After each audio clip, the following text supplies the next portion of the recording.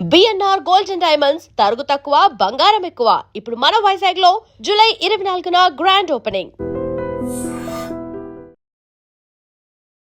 Newton's థర్డ్లో చాలామంది reject చేసిన story ఇది. అలాగే చాలామంది ఓకే చేసి ముందుకి ఫార్వర్డ్ కాలేకపోయిన స్టోరీ ఇది. ఇంత గొప్ప స్టోరీ అక్కడ హోల్డ్ అయిపోవడానికి మీరు ఓకే చేయడానికి ఏ సెన్సిబిలిటీస్ పనిచేస్తాయి అంటే అదర్స్కి కానీ మీకు కానీ? చాలా ఆశ్చర్యపోయాను. ఇంత మంచి సబ్జెక్టు ఏంటి, ఓకే ఎందుకు ఓకే చేయలేదు? మీరు వదిలేసుకోవాల్సి వచ్చిన హిట్ మూవీ అంటే ఏదన్నా ఉందా మీ లైఫ్లో?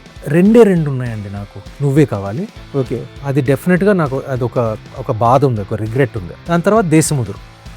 ఈ రెండు సబ్జెక్టులు నేను మిస్ అయ్యానండి. థ్రిల్లర్ ప్రస్తావన వచ్చిన ప్రతిసారి న్యూటన్స్ థర్డ్లో మూవీ ప్రస్తావన వస్తుంది అని కూడా ఒక స్టేట్మెంట్ ఇచ్చారు.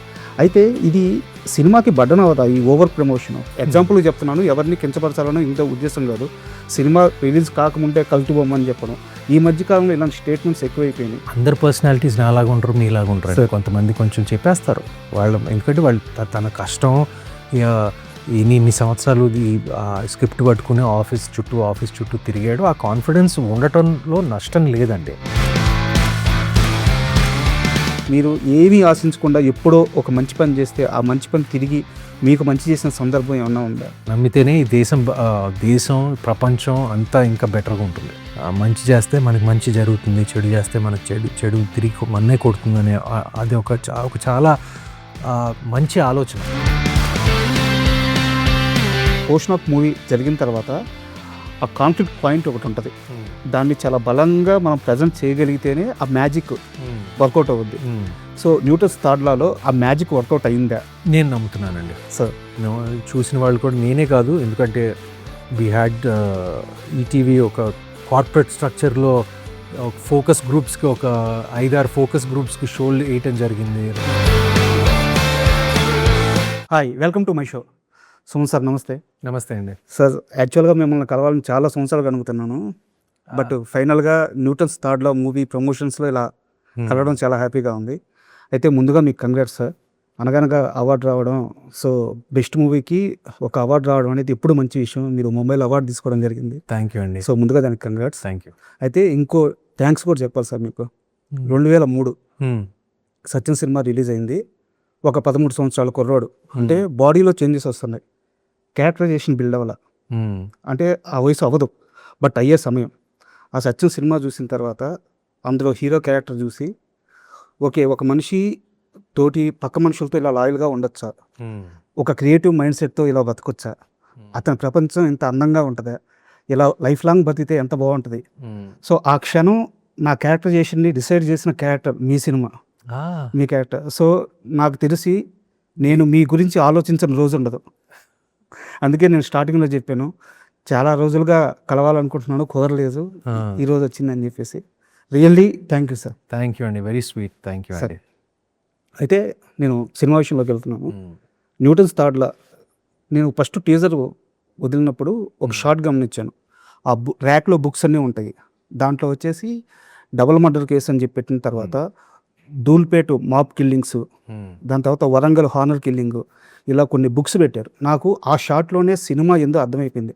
ఎందుకంటే ఏదో ర్యాండమ్గా పిక్ చేసి ఏదో కల్పిత పెట్టలేదు, అవన్నీ రియల్గా జరిగిన ఇన్సిడెంట్స్. సో ఆ కథ కోసం డైరెక్టర్ కానీ రచయిత కానీ, అంటే వారే రైటర్ కాబట్టి ఎంత హోంవర్క్ చేశారో అర్థమవుతుంది. సో ఇలాంటి రైటర్స్ కానీ, ఇలాంటి యంగ్స్టర్స్ కానీ మీ దాకా రావడం ఎలా అనిపిస్తుంది? చాలా సంతోషంగా ఉందండి, చాలా హ్యాపీగా ఉంది. అండ్ నేను ఇప్పుడు ఎంకరేజ్ కూడా చేస్తాను, న్యూ బ్లడ్ని ఎంకరేజ్ చేయటం, న్యూ బ్లడ్కి సరెండర్ అవ్వటం.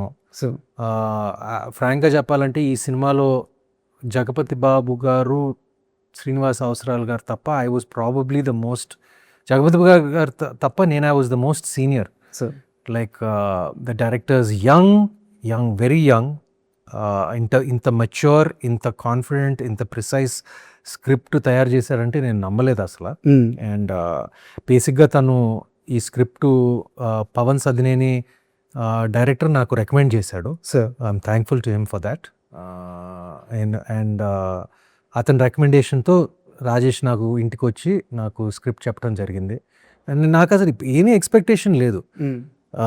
ఎవరి అబ్బాయి ఏంటి కుర్రాడు సరే విన్నాం. నాకేమో నరేషన్ నాకు జస్ట్ బ్రీఫ్గా వినటం ఇష్టం లేదు, నాకు డీటెయిల్గా వినటం ఇష్టం. అండ్ చెప్పటం మొదలుపెట్టిన తర్వాత అలా ఎక్కడో వెళ్ళిపోతూ ఉంది అసలు. ఇది ఒక ఎత్తు తర్వాత ఒక ఎత్తు, ఇంట్రెస్ట్ తర్వాత ఒక ఇంట్రెస్ట్, ఒక ట్విస్ట్ తర్వాత ఒక ట్విస్ట్. చాలా బ్యూటిఫుల్గా చెప్పాడు కదా.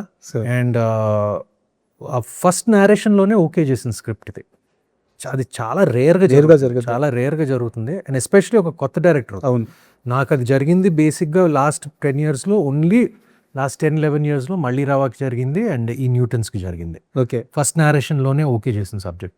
అయితే డైరెక్టర్ గారు ఒక స్టేజ్ మీద మాట్లాడుతూ చాలామంది రిజెక్ట్ చేసిన స్టోరీ ఇది, అలాగే చాలామంది ఓకే చేసి ముందుకి ఫార్వర్డ్ కాలేకపోయిన స్టోరీ ఇది అని చెప్పి ఒక సందర్భంలో మాట్లాడారు.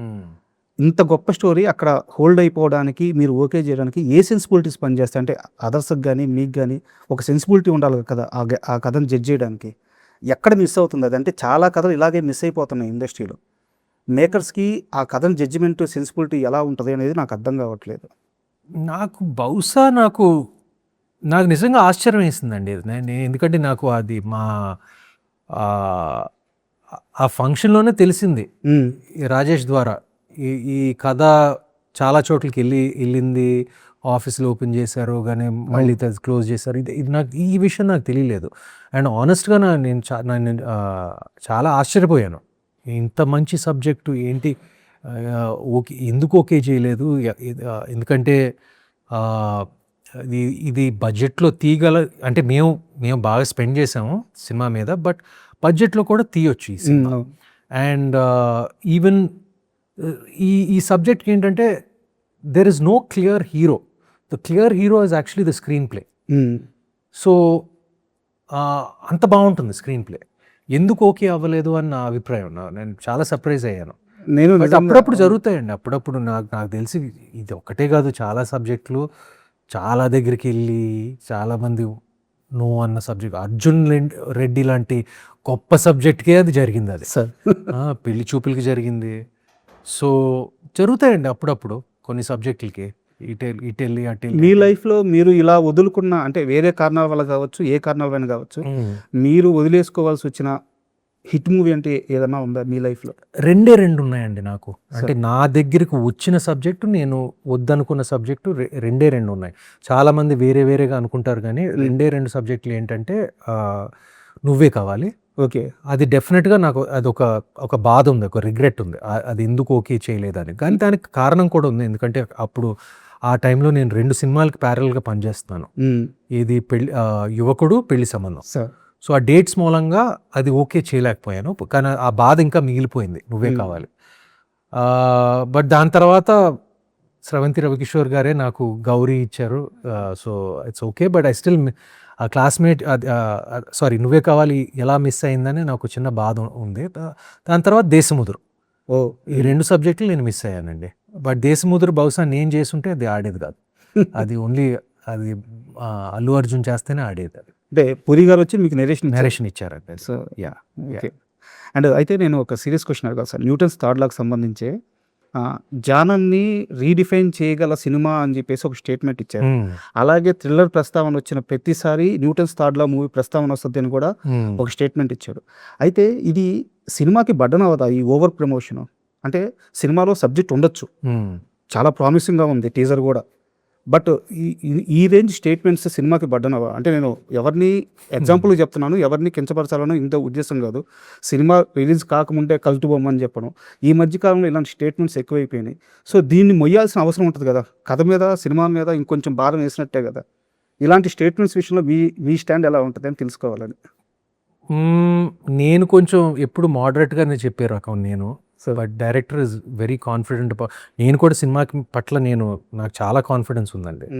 కానీ నేను కొంచెం సబ్డ్యూడ్గా ఉంటాను. నేను జనరల్గా కొంచెం మోడరేట్గా, కొంచెం బ్యాలెన్స్డ్గా చెప్పే రకం నేను.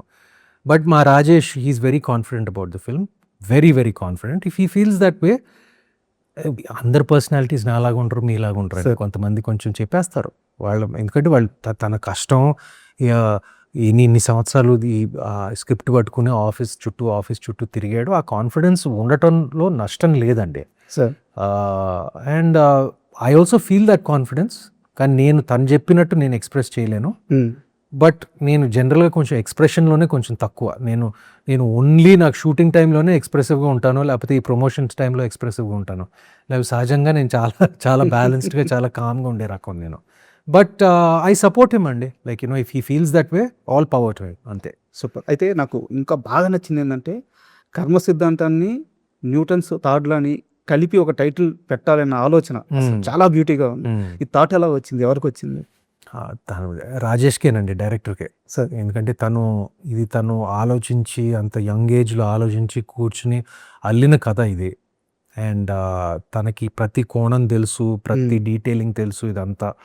So right from Newton's third law is equal to karma నుంచి క్యారెక్టర్ పేర్లు, నా పేరు వాసుదేవ్ అని పెట్టాడు, మిగతా క్యారెక్టర్లు అన్నిటికీ ఒక మహాభారతం నుంచి పేర్లు పెట్టాడు. ప్రతి దానికి ఒక అర్థం ఉంటుంది. సార్ అది మీరు సినిమా చూసాక తెలుస్తుంది. అంటే అంత డీటెయిలింగ్కి వెళ్ళాడు, అంత ప్రిసైజ్గా డీటెయిలింగ్కి వెళ్ళాడు. It's all credit goes to Rajesh only for that. And మీ లైఫ్లో కర్మ సిద్ధాంతం నిజమైన సందర్భం ఉంది అంటే మీరు ఏమీ ఆశించకుండా ఎప్పుడో ఒక మంచి పని చేస్తే ఆ మంచి పని తిరిగి మీకు మంచి చేసిన సందర్భం ఏమన్నా ఉందా? డెఫినెట్గా ఉంటుంది. నేను ప్రత్యేకంగా ఆలోచించలేదు, కానీ నేను కర్మ సిద్ధాంతాన్ని నమ్ముతానండి. నమ్మితేనే, అది అందరూ నమ్మాలి, నమ్మితేనే ఈ దేశం ప్రపంచం అంతా ఇంకా బెటర్గా ఉంటుంది. సార్ మంచి చేస్తే మనకు మంచి జరుగుతుంది, చెడు చేస్తే మనకు చెడు తిరిగి మన్నే కొడుతుందనే అది ఒక చాలా మంచి ఆలోచన. సార్ సో నాకు 100% జరిగే ఉంటుందండి. చెడు జరిగే ఉంటుంది, మంచి జరిగే ఉంటుంది. అంటే నేను ప్రత్యేకంగా గుర్తుపెట్టుకోలేదు ఇది ఈజ్ ఈక్వల్ టు ఇది అని, యాక్షన్ రియాక్షన్ అని. బట్ ఇమీడియట్గా చెప్తానండి, యాక్షన్ రియాక్షన్ ఈ సినిమాకి కనెక్షన్ చెప్పేస్తాను. ఈ సినిమా నేను న్యూటన్స్ థర్డ్ లా అనే కథ అనగనగా కన్నా ముందు ఓకే చేసిన సబ్జెక్ట్ సార్, కానీ ఎవరు తీసుకోలేదు, ప్రొడ్యూసర్ రాలేదు. అనగనగా హిట్ అయింది, ఇమీడియట్గా దాని యాక్షన్, అది రియాక్షన్ ఇమీడియట్గా ఈటీవీ రియాక్షన్ ఇమీడియట్గా ఈ సబ్జెక్ట్ ఓకే చేశారు. అవును. సో ఇక్కడే యాక్షన్ రియాక్షన్ జరిగింది ఈ సినిమా ద్వారానే. Sir so happens. అయితే ఈ మధ్యకాలంలో నేను తెలుగు వరకు చెప్తున్నాను, ఓటీటీ అనగానే ఈటీవీ విన్ పేరు చాలా స్ట్రాంగ్గా వినిపిస్తుంది. కంటెంట్ ఉన్న మూవీస్ ఇస్తున్నారు వాళ్ళు. కంటెంట్ ఉన్న మూవీస్తో పాటు ఆ ఎమోషనల్ అటాచ్మెంట్ ఉంటుంది వాళ్ళ కంటెంట్తో. అలాంటి ఈటీవీ విన్కి మీరు పాజిటివ్ సెంటిమెంట్గా వాళ్ళు ఫీల్ అయ్యేంత రేంజ్కి వెళ్ళిపోయారు. అంటే మీ ద్వారా సక్సెస్ స్టార్ట్ అయిందని ఒక స్టేట్మెంట్ ఇచ్చేలాగా పరిస్థితి వచ్చింది. సో ఈటీవీ విన్తో అటాచ్మెంట్ ఎలా సెట్ అయింది? ఐఎమ్ వెరీ హంబుల్డ్ అండి, చాలా గర్వపడుతున్నాను, చాలా బాధ్యత కూడా ఉంది, చాలా ఐఎమ్ ఫీలింగ్ ఫ్లాటర్డ్ ఆల్సో. ఎందుకంటే ఈటీవీ హిట్ స్ట్రీక్ అనేది బేసిక్గా 90s సిరీస్ ద్వారా, అనగనగా సినిమా ద్వారా అక్కడ స్పార్క్ స్టార్ట్ అయింది నిజమైన సక్సెస్ ఈటీవీ విన్ అని వాళ్ళే చెప్తారు. సార్ అవును. సో నేను ఆ సక్సెస్కి, ఇదేమంటారు, ఆ మొమెంటమ్కి, ఆ బిగినింగ్కి ఒక భాగంగా ఉన్నందుకు నాకు చాలా సంతోషంగా ఉందండి. అదే రిలేషన్షిప్ ఇంకా కొనసాగుతుంది కాబట్టి సార్ డబుల్ సంతోషం ఉంది. అయితే ఇక్కడ ఒక క్వశ్చన్ ఏంటంటే, యాక్చువల్గా మీకుండే సెన్సిబిలిటీస్ అంటే మీరు చాలా ఇంటర్వ్యూలో చెప్పారు, మీరు వరల్డ్ సినిమాని చాలా ఎక్కువ ఫాలో అవుతారు, ఆ సెన్సిబిలిటీ మీకుంది. మీలాంటి సెన్సిబిలిటీ ఉన్న హీరోకి ఓటీటీ ప్లాట్ఫామ్స్ అనే ఒక వేదిక దొరకడం, అక్కడ ఒక వెబ్ సిరీస్ కానీ ఒక కంటెంట్ డ్రైవ్ మూవీస్ కానీ రావడం, ఇలాంటి వాతావరణం సెట్ అవ్వడం నిజంగా చాలా హెల్ప్ అయినట్టుంది కదా? అది రెండిటికి స్థానం ఉందండి. సార్ ఇప్పుడు ఈటీవీ వాళ్ళు ఇప్పుడు ఓటీటీలో బాగా ఫేమస్ అయిపోయి ఇప్పుడు థియేట్రికల్స్ వైపు వస్తున్నారు. అవును. సో ఇది లిటిల్ హార్ట్స్ కానివ్వండి, రాజు వెడ్స్ రాంబాయ్ కానివ్వండి, ఇప్పుడు న్యూటన్స్ థర్డ్ కానివ్వండి, ఇప్పుడు సో ఆ రెండిటికి వాటి ప్రత్యేక స్థానం ఉంది. వాటికి ప్రత్యేక ఆడియన్స్, వాళ్ళ ఆడియన్స్ ఉన్నాయి. ఇది గొప్ప నేను అన్నిటికీ వాళ్ళ చోట్లు ఉన్నాయి. So ETV is also trying to get more, వాళ్ళ ప్లాట్ఫామ్ని ఇంకా బిల్డప్ చేయడానికి ట్రై చేయటమే కాకుండా అన్ని they doing everything they can. So దానికి నేను ఒక భాగంగా ఉన్నందుకు, ఒక చిన్న స్పార్క్ వెలిగించినందుకు నాకు ఒక సంతోషం కూడా ఉంది. అది Yeah. అయితే నాకు మీ విషయంలో కంప్లైంట్ ఉంది. మీకు ఎప్పుడు మంచి సినిమా పడ్డా నేను చాలా ఆనందపడుతుంటా. ఎక్కడున్నా ఏం చేస్తున్నా సరే సుమంత్ గారికి హిట్ పడింది అనగానే చాలా హ్యాపీగా ఫీల్ అవుతుంటాను అనమాట.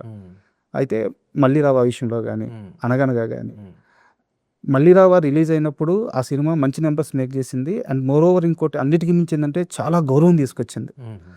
అనగనగా ఎంత పెద్ద హిట్టో మీకు తెలుసు. మళ్ళీ రావా తరువాత మీరు మళ్ళీ సినిమాల్ని ఇంకొంచెం అగ్రెసివ్గా అప్రోచ్మెంట్ ఎక్కడో తగ్గిందని నాకు అనిపించింది. అనగనగా థియేటర్లో రిలీజ్ అవ్వలేదు. అంత మంచి ప్రోడక్ట్ చూసుకున్నాక థియేటర్లో వచ్చి ఉంటే బాగుంటుంది. నేను ఓన్లీ అభిమానిగానే మాట్లాడుతున్నాను, జర్నలిస్ట్గా మాట్లాడట్లేదు. నాకు నచ్చిన హీరో ఎందుకు దాన్ని మేనిఫెస్టేట్ చేయలేకపోతున్నాడు? పట్టుకొని ఉంటే మళ్ళీ ఇంకో మంచి సినిమా పడద్దు కదా, ఇది థియేటర్లో అనగనగా రిలీజ్ అయి ఉంటే ఇంకా బాగుండేది కదా అని ఒక ఫ్యాన్ అభిమానంతో అడుగుతున్నాను. ఇది జరగలేదు కదా, మీరు ఒప్పుకుంటారా? జరగలేదండి. ఎందువల్ల జరగలేదు? అది నేను ఓకే, నేను ఒక యాక్టర్ని, నేను యాక్టర్ బాధ్యత నేను నా బెస్ట్ ఎబిలిటీతో చేస్తాను. నేను sir director duty, producer duty, release చేసే బాధ్యత అవన్నీ అనుకునే బాధ్యత ప్రొడ్యూసర్ది. సో ఈ ప్రశ్న మీరు ప్రొడ్యూసర్ని అడగారు. సార్ నేను హీరోగా నేను జనరల్గా నేను అది నా స్ట్రెంగ్త్ అనుకోవచ్చు, వీక్నెస్ అనుకోవచ్చు. నేను బేసిక్గా సరెండర్ అయిపోతానండి. నేను డైరెక్టర్కి సరెండర్ అయిపోతాను, ప్రొడ్యూసర్కి సరెండర్ అయిపోతాను. నేను ఆ రకం, నేను బిగినింగ్ నుంచి అంతే. నేను పట్టుబట్టి నాకు ఇదే కావాలి, అదే కావాలి, నేను అలాంటి రకం కాదు నేను. సార్ గుడ్ అయినా బ్యాడ్ అయినా, బట్ నేను అలా పట్టలేదు, ప్రొడ్యూసర్ కూడా పట్టలేదు. సో అందుకనే అది ఓటీటీకి పరిమితమైంది. బట్ ఓటీటీలోనే దాని ఆడియన్స్ వెతుక్కుంటా it became a huge success. So fair enough అండి, I'm happy about that. But మీరు అడిగే ప్రశ్న మీరు యాక్చువల్గా నన్ను కాదు, ప్రొడ్యూసర్ని అడగాలి. బట్ మీ బాధను నేను అర్థం చేసుకోగలను సార్ ఒక ఫ్యాన్గా. సార్ అయితే దీని ఎక్స్టెన్షన్ ఇంకొక క్వశ్చన్ ఉంది సార్. మీరు ఒక టైం పీరియడ్లో గౌరీ, దాని తర్వాత మహానంది కానీ ఒక మాస్ సినిమాని ట్రై చేశారు. చిన్నోడు కూడా మాస్ సినిమాలు ట్రై చేశారు. యాక్చువల్గా గౌరీ మంచి హిట్, మహానంది ఓకే యావరేజ్గా గుడ్ మూవీ, అండ్ చిన్నోడు కూడా బ్యాడ్ మూవీ అయితే కాదు.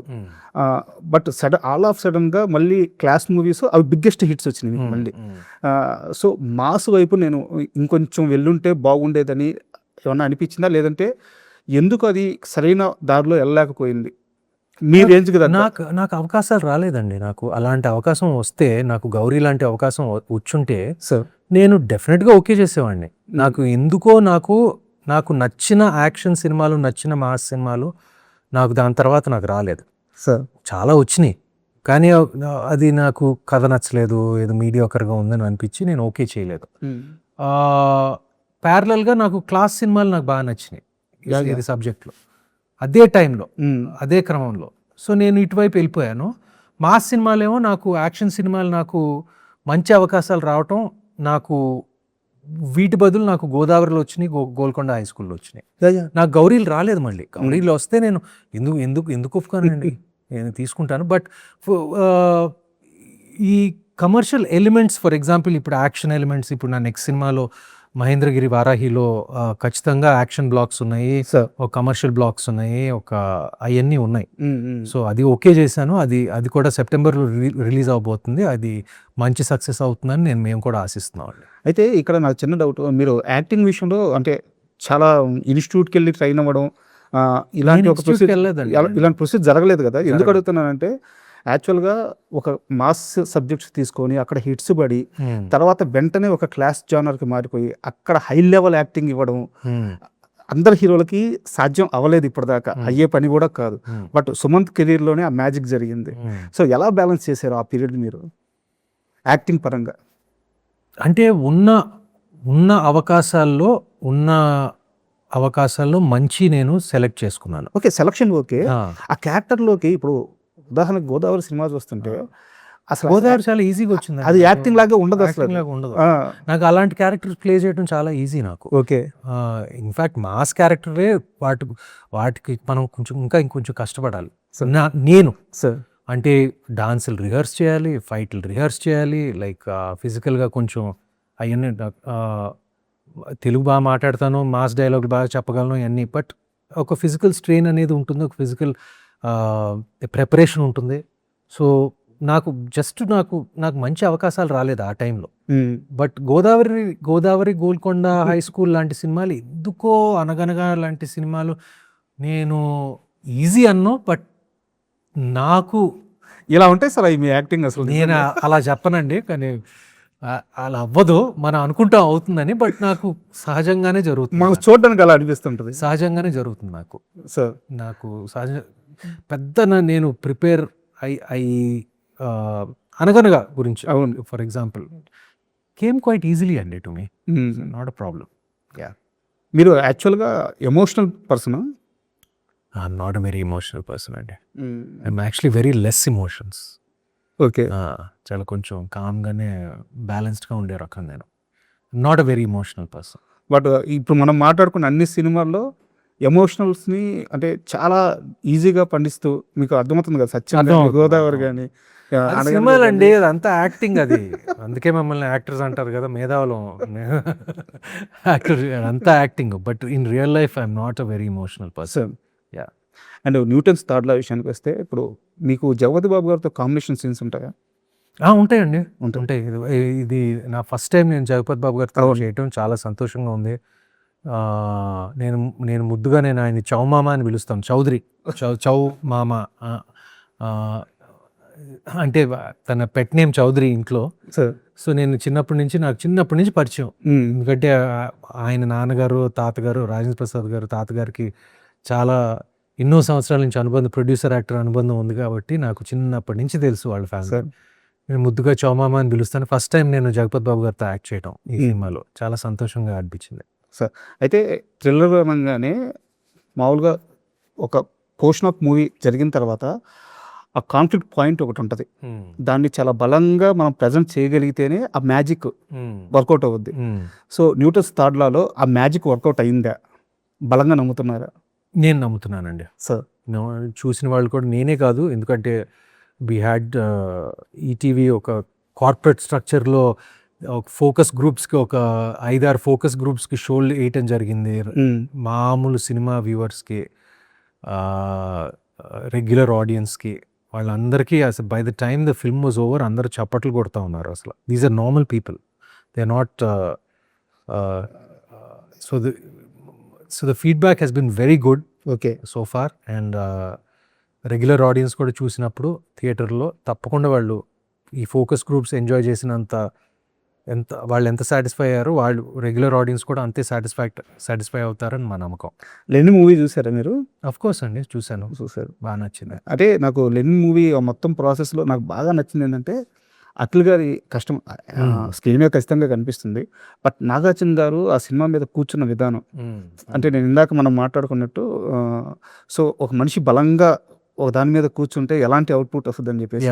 సో నాగార్జున గారు ఇలాంటి విషయాల్లో చాలా పర్టికులర్ లాగా ఉంది. ఒకసారి అనుకుంటే నేను మీ సత్యం సినిమా సెట్ అవ్వడం కూడా దాని గురించి కూడా మనం దేవి సాయి గారితో చాలా సిమిలారిటీ ఉంది. ఇప్పుడు సత్యంలో చిన్మయ్య ఎంత పట్టుబట్టి కథని పర్ఫెక్ట్ చేసుకుని ఫైనల్ కట్ చూసి మార్పులు చెప్పి ఎలా కూర్చుని చెక్కి చేయించాడో సత్యాన్ని, లెనిన్ని బహుశా దానికన్నా ఎక్కువ చేశాడు. అండ్ చిన్మయ్య కాంట్రిబ్యూషన్ లెనిన్కి ఎంతో ఉపయోగపడిందో మా అందరికీ తెలుసు. అందుకే ఆయన సాటిస్ఫాక్షన్ అంటారు, సక్సెస్ అయిన తర్వాత సాటిస్ఫాక్షన్ చూస్తుంటే మా అందరికి చాలా ఆనందంగా ఉంది. సో అండ్ సుమంత్ లైఫ్లో నమ్మే సిద్ధాంతం ఏంటి? అంటే ప్రతి మనిషి లైఫ్ లీడ్ అవ్వడానికి ఒక సిద్ధాంతం ఉంటుంది. మీరు పెట్టుకున్న సిద్ధాంతం ఏంటి?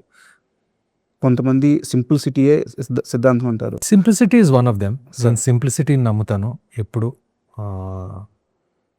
ఎంత ఎదిగినా నాకు సింప్లిసిటీ అనేది నాకు ఎక్కడి నుంచో వచ్చింది అది. I'm just very simple person by nature. నాకు ఎప్పుడు చుట్టూ ఒక 10 మంది కాదు, ఒక్క మనిషి కూడా ఉండరు నాకు. I don't have a staff.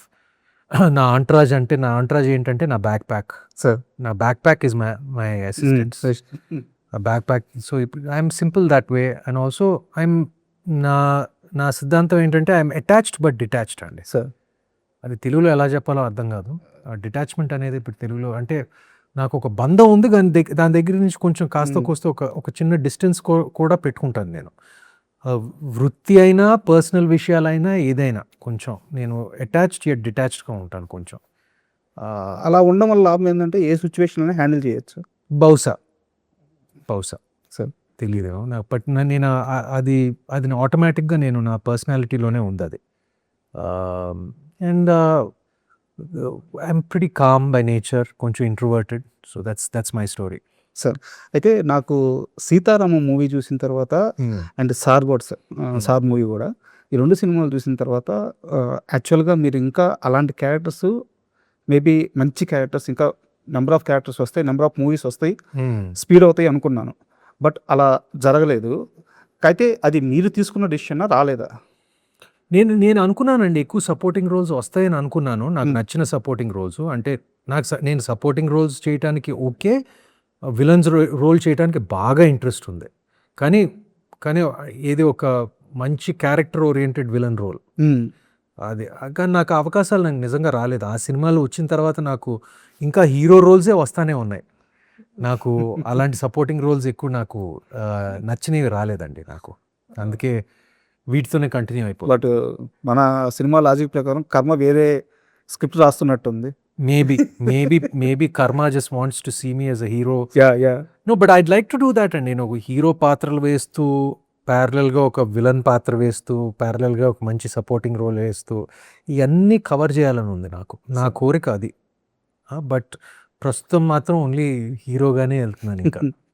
And Mahendragiri Varahi movie, so ఆ మూవీ మీద అండ్ యాక్చువల్గా న్యూటన్స్ థాట్లా ప్రమోషన్ కంటెంట్ వచ్చిన తర్వాత సినిమా మీద మంచి బజ్ ఏర్పడింది. బట్ ఆ మూవీ విషయానికి వచ్చేలాగే డివోషనల్ బ్యాక్డ్రాప్ ఉండడం వల్ల ఏమో తెలియదు, కానీ మూవీ అనౌన్స్మెంట్ నుంచే మంచి అంచనాలు ఉన్నాయి. సో ఆ మూవీ ఎలా వస్తుంది? చాలా బాగా వచ్చిందండి. అండ్ బిజినెస్లో కూడా లైక్ ఏది ఏమంటారు, ఇండస్ట్రీ బిజినెస్ వర్గాల్లో కూడా మంచి బజ్ ఉంది సినిమా పట్ల. So like you know whether it's the interest in the OTTs కానివ్వండి, బేసిక్గా మంచి ఇంట్రెస్ట్ ఉంది సినిమా మీద. అండ్ సెప్టెంబర్లో రిలీజ్ అవబోతుంది. ఫస్ట్ ఆగస్టే అనుకున్నాము, కానీ ఈ సినిమాకి కొంచెం గ్యాప్ ఇస్తే బెటర్ అని చెప్పి సెప్టెంబర్ మిడ్లో రిలీజ్ అవుతుందండి అది. సార్ యాక్చువల్గా ఫైనల్ క్వశ్చన్, లెనిన్ సక్సెస్ మీట్లో నాగార్జున గారు మాట్లాడుతూ సినిమాని టయానికి కంప్లీట్ చేసి ఇవ్వండి, ఒక రోజు ముందు 2 రోజుల ముందు ఇస్తున్నారు, దానివల్ల డేట్ పోస్ట్ పోన్ అవుతుంది అని చెప్పేసి ఆయన చాలా బాధపడ్డారు. అందులో నేను కూడా ఉన్నానని ఆయన స్టేట్మెంట్ ఇచ్చారు, ఓపెన్గా ఇచ్చారు. అయితే మీ సినిమా ఇది పోస్ట్ పోన్ కాకుండా ప్రీపోన్ అయింది. సో అంటే ఆ ఫిల్మ్ మేకింగ్ విషయంలో ఈటీవీ విన్ను తీసుకుంటున్న ఆ జాగ్రత్త ఏంటి, అది మీరు ఎలా అబ్జర్వ్ చేశారు? నాగార్జున గారు ఈ మధ్య రీసెంట్గానే మాట్లాడారు. అది జనరల్గా అంటే నాకు ఈ ఎగ్జిబిటర్ల ఇష్యూలు లేక డిస్ట్రిబ్యూటర్ల ఇష్యూలు ఇవన్నీ నాకు తెలియదు, కానీ డెఫినెట్గా మన అందరి ప్లానింగ్ బెటర్గా ఉండొచ్చు అండి. Planning correct 100%.